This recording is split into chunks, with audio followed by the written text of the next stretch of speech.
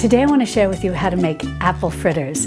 This is an old-fashioned apple fritters recipe that's easy to make and very tasty.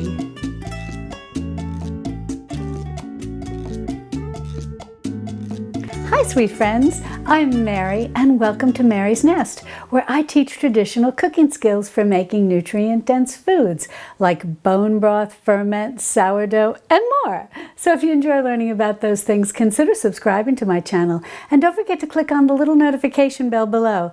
That'll let you know every time I upload a new video. Well, apple fritters are a very tasty treat, and the wonderful thing about them is they can be made with pretty much any type of apple you have on hand. Now, if at any time you want to jump ahead, be sure to open the description underneath this video where I'll have timestamps going over everything that I'm going to cover. Now let's go over the ingredients we're going to need to make these delicious apple fritters, but you don't need to write anything down because if you open the description underneath this video, there'll be a link that'll take you over to the recipe. Now when it comes to making these fritters, you can use pretty much any type of apple you like. It's really just a matter of what flavor of apple that you enjoy. I really like to use Granny Smith apples, and there's a couple of reasons why. Number one, I like that they have a little bit of a tart flavor. I feel that it's such a nice balance with the sweet batter. And the other reason why I like to use Granny Smith apples to make apple fritters is because this is a drier apple. And a drier apple makes for a nicer consistency inside the fritter when you bite into it. Since it's not leaching a lot of liquid, you don't get a mushy batter inside your fritter. But again, you can certainly use any apple you like, and I'm going to show you a little trick of how we're going to prepare the apples before we put them into our batter, which will really help make them tender and tasty, but at the same time pull a little bit of the liquid out of them. Now, when it comes to how many apples you're going to need for this particular recipe, 2 large apples or about 4 of these smaller type apples. This is what I had, so I've used 4. Now you're also going to need 2 tablespoons of butter, but you're going to need that to be divided. Plus, you're also going to need 1/4 cup plus 1 tablespoon of sugar. Now, I'm just using sucanat. That's the whole dried cane juice, the whole dried sugar cane juice. But if you don't have this, if you're still at the beginning of making a transition from a processed foods kitchen to more of a traditional foods kitchen, and all you have is white sugar, that's fine. You can definitely use white sugar. And if you're really far along on your traditional foods journey and you've got things like maple sugar or coconut sugar, you can definitely use those too. Next, you're going to need your flour. Now, specifically what I have here is 1 cup of flour, and we'll talk about the flour in a minute, and then 1/4 cup of cornstarch. Now, if cornstarch doesn't agree with you, no problem. You'll just want to have 1 1/4 cups of flour. But if cornstarch agrees with you, it's excellent for using whenever you're making a batter that you're going to be deep frying, because it really helps add to the crispiness of the exterior of the fried product, the end product. Now I just want to talk about the flour here. I'm using an all-purpose einkorn flour, but any all-purpose flour will do.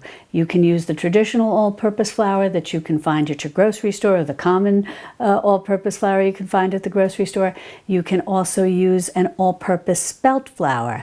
Now, when I use the term all-purpose, what I'm meaning is that the bran and the germ have been sifted out of all of these flours, whether they're einkorn, spelt, or just the typical wheat all-purpose flour that you have at the grocery store.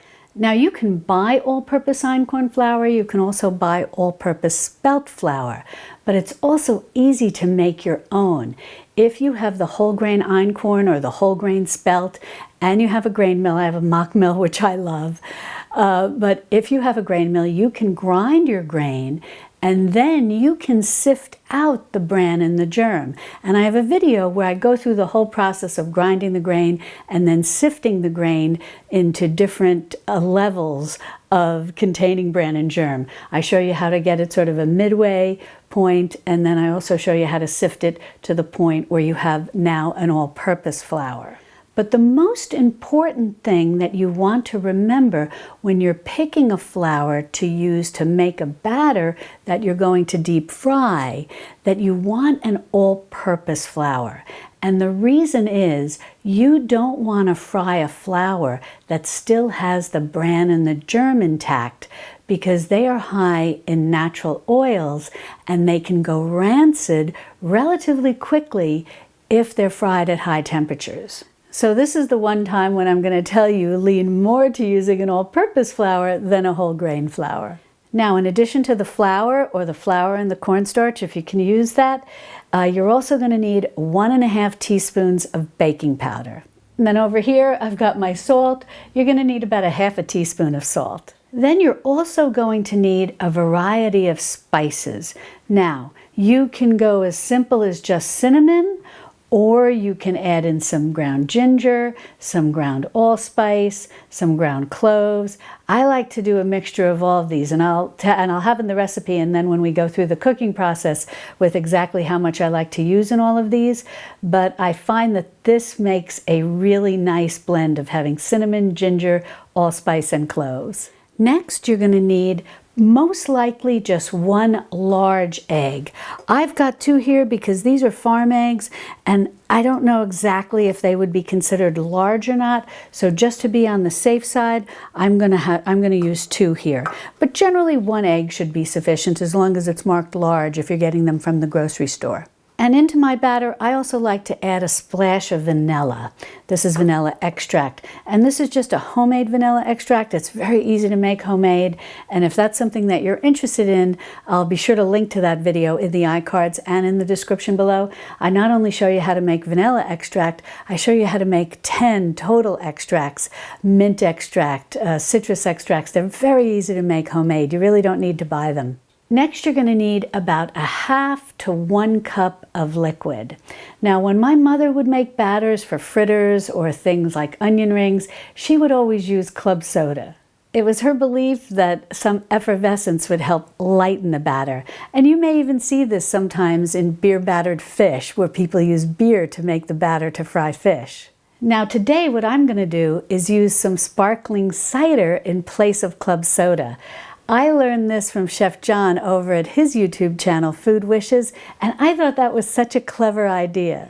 I think this will help continue to carry through the apple flavor. But don't worry if you don't have club soda or any sort of sparkling water or any kind of sparkling cider. You don't need it. You can also use water or milk. Both will work. Finally, for frying these fritters, you're going to need somewhere between 2 to 3 cups of an oil or a fat. It's really going to depend on the size of Dutch oven you use, which is really the best vessel to use for deep frying. Now, I'm going to be frying in beef tallow because there's nothing like frying in tallow. It really gives the best results. But certainly you could use any other fat or an oil that you like frying in. But if you'd like to learn how to make tallow, I have a video where I show you how to do that, and it's so easy once you can get the beef fat or what's known as suet from your butcher or maybe a local rancher, and you can render that yourself. It's such a money saver and it's very easy to do. And I'll be sure to link to that video in the iCards and in the description below if you'd like to learn how to do that. Now, I peeled and cored and chopped up my green apples, and I've just basically chopped them up into bite-sized pieces. Now, I just want to mention, don't throw away your apple cores or your apple peels. Save them because you can use those to make a fruit scrap vinegar, in this case, an apple cider vinegar. And it's very easy to do, and I have videos where I walk you through the whole 30-day process, and I'll be sure to link to those. Now, as I was peeling and coring and chopping up my lemons, I would put them in this bowl and just toss them with a little bit of lemon juice. And of course, if you know me, you know that I don't like to waste anything, so of course I zested the lemon, and I've got the zest mixed in here with the apples as well. The zest of the lemon is actually very nutritious, so I never like to waste that. And now don't throw out your lemons even after you zest them and juice them. Go ahead and put them in your scrap bag that you use for when you make bone broth, because the acid in the lemon, even the little bit of leftover lemon that you have, will help extract the collagen from the bones, which will then help make a really nice gelatinous bone broth. And, you know, if you've been with me for a while, you know I have a lot of videos on how to make bone broth. I'll be sure to link to those too. But I want to mention, if you're going to take the next step that I'm going to show you that I like to do before tossing my apples in their batter, you really don't need to toss them in lemon juice because we're actually going to saute them a little. So there's going to be some browning in terms of their coloring. So if you want to skip this step because you're going to be sauteing them, then that's fine. But if you're going to be just putting them into your batter and as you're cutting them, you don't want them to become discolored, then go ahead and toss them in a little lemon juice. Now I've got a tablespoon of butter in my frying pan, and I'm going to go ahead and set my little cooktop here to medium heat. Now this step is optional, but I highly recommend it because I think you're going to be very pleased with the final results of your fritter. Well, my butter is sizzling nicely, so I'm going to go ahead and start putting in my apples. And while we're sauteing these apples up, I just like to add in 1 tablespoon of sugar. And in addition to the sugar, at this point I like to add in just 1/8 of a teaspoon of cinnamon. And the reason that I do this, because we are going to add plenty of spices to the batter, but I find that as we're sauteing the apples, that little bit of sugar and that little bit of cinnamon really helps permeate the apples and make them very tasty inside the fritter when you bite into it. Now the reason for doing this is twofold. One, it really helps to pre-cook the apples slightly before you put them into your batter. And the reason is, often when you're frying your fritter, it's really just a minute or two, you know, on either side, and then they're done. And when you bite into your fritter, the apples inside can sometimes still have like a raw feeling to them, rather than that sort of tasty apple pie feeling. Secondly, this is a really good idea, especially if you're using a very juicy apple, because this will help pull out some of the moisture so that you can avoid what we talked about earlier, where when you bite into your fritter and then maybe some of the dough seems almost like it's not cooked, but it's really just because your apple released a lot of moisture, so the dough inside can sometimes become a little soggy. This will solve that problem because this is going to pull out the moisture. Well, these are the perfect texture and ready to remove from the heat. This literally takes only about 2 or 3 minutes to do. You're not trying to cook them to the point where like you're making applesauce. You just want to tenderize them ever so slightly. Plus, at this point, you'll see that my pan is very dry, and that's really has a lot to do with because I started with Granny Smith apples. But if for any reason you're using a different apple and you find that after 2 or 3 minutes there's still a lot of moisture in your pan, don't worry. You're going to just simply strain that. You're going to put your mesh strainer over your bowl and strain your apples into your mesh strainer and let that extra liquid drop down into your bowl. Now don't discard that liquid. You can use it in a lot of different ways, even just adding it to some sparkling water and making a nice little beverage for yourself. But it can also be used as a little bit of the liquid that we'll add to some sugar later, which we'll talk about when we get ready to glaze these. Now I'm going to set these apples aside to cool, and we'll move on to making our batter. And while we're making our batter, I'm going ahead and letting my tallow melt and come up to temperature here on my cooktop. And what we want to do is bring this up to 375 degrees Fahrenheit, because we're actually going to fry our fritters at about 350 degrees Fahrenheit. But by bringing our oil or our fat up to 375 degrees Fahrenheit helps maintain that 350 degrees Fahrenheit once we put the fritters into the melted fat or oil. Now, if you have one of these thermometers, this is terrific. However, don't worry if you don't have one.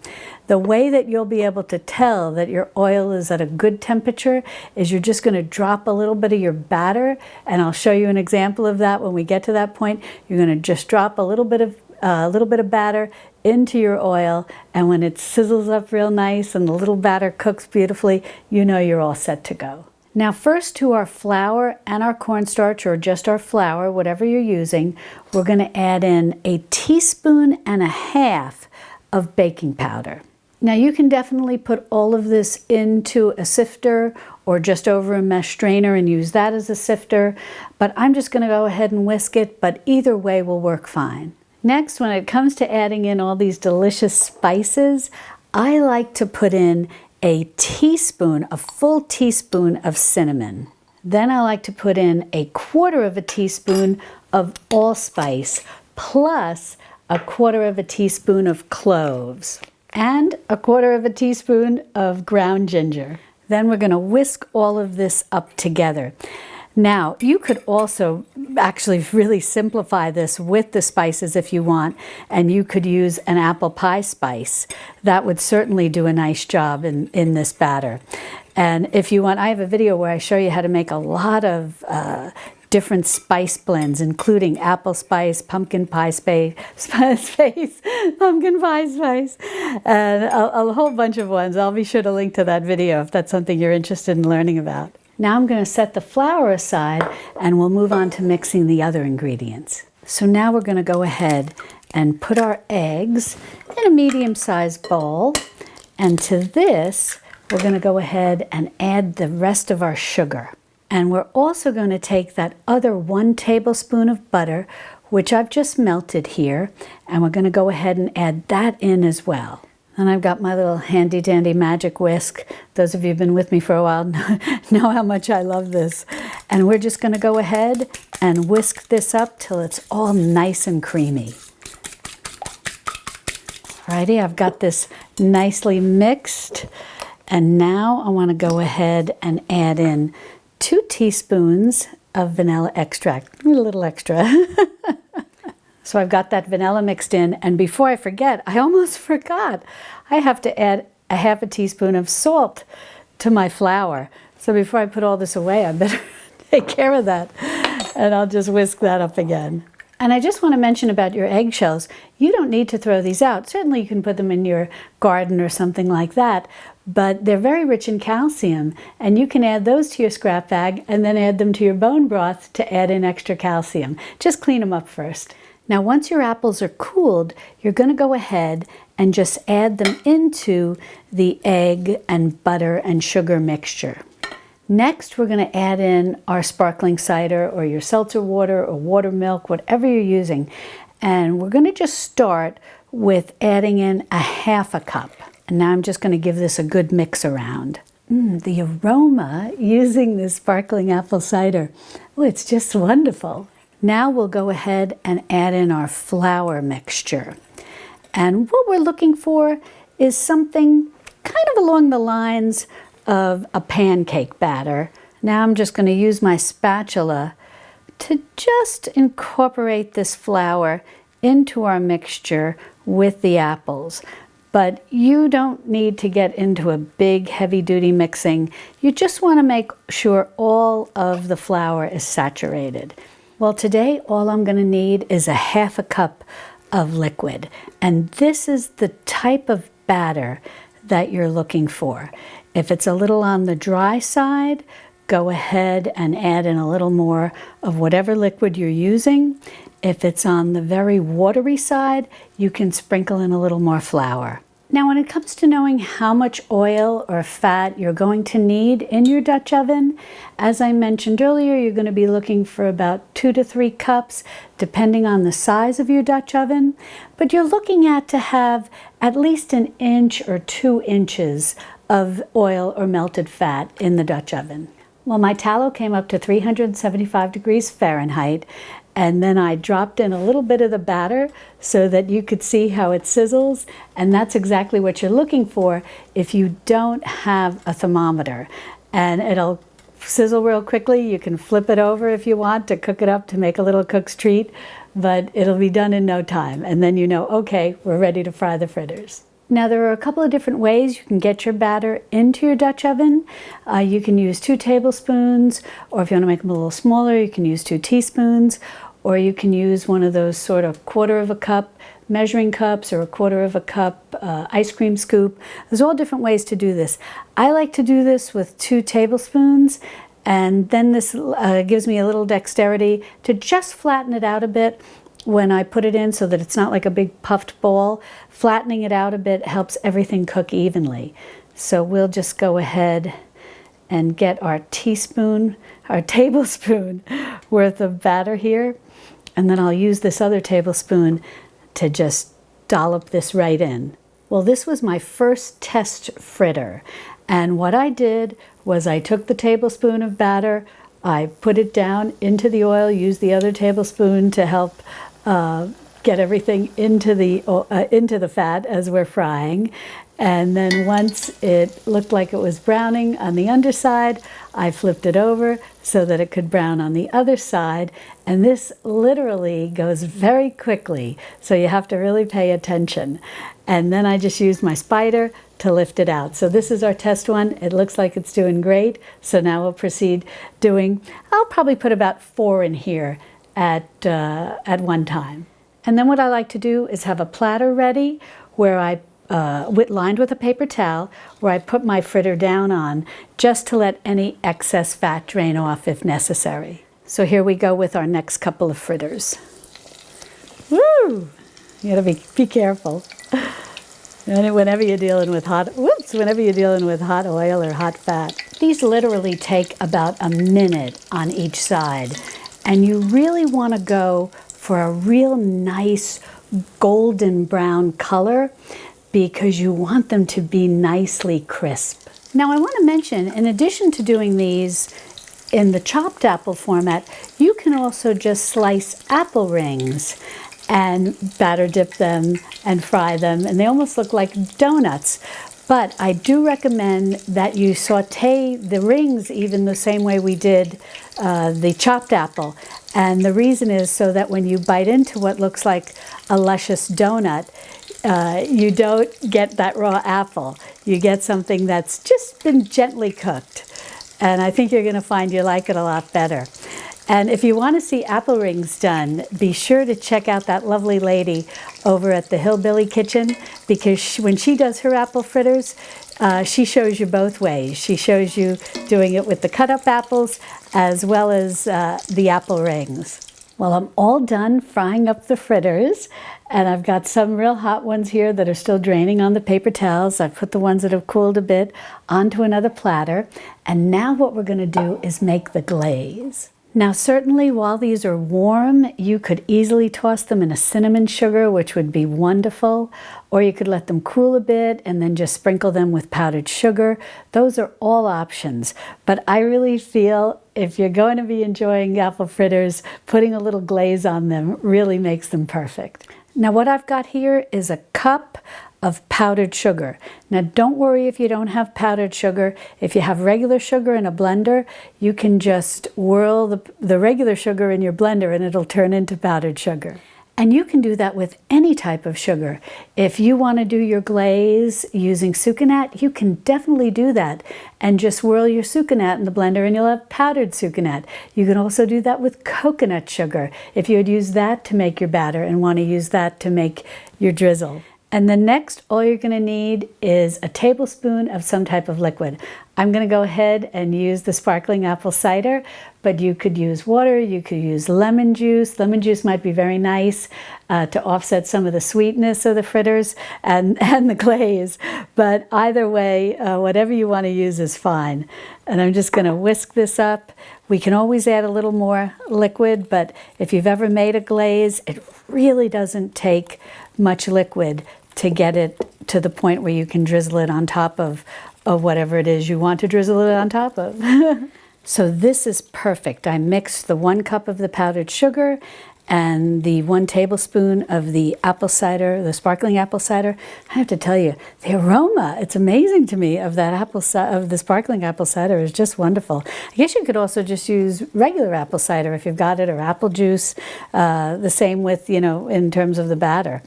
But in any event, it just smells wonderful. This is the perfect exact consistency that you're looking for. This will make a lovely drizzle. Now, another option is if you really wanted to be decadent, you could always take one of your fritters and just dip it upside down into your glaze. I had to think about it for a minute. And I think that would be wonderful too. Well, I put a bunch on the platter here, and now we'll get ready to drizzle these. I think that this is just going to be wonderful. Oh, I can't wait to taste them. Well, these just look lovely.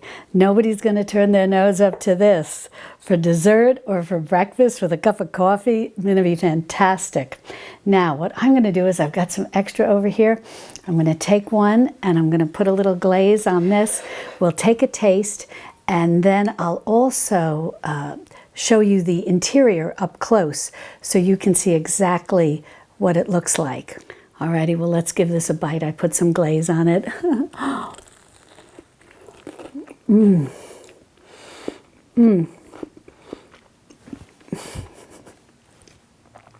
This is so delicious.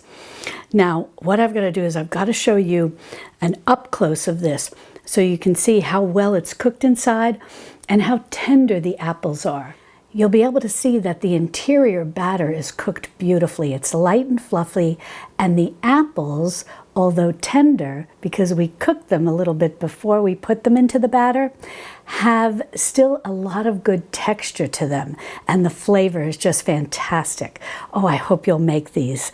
Now, if you'd like more apple recipes, including the easy way to dry apples and you don't need any special equipment, and also how to make the most easiest applesauce that you've ever made, be sure to click on this video over here where I have a playlist all about apples. And I'll see you over there in my Texas Hill Country kitchen. Love and God bless.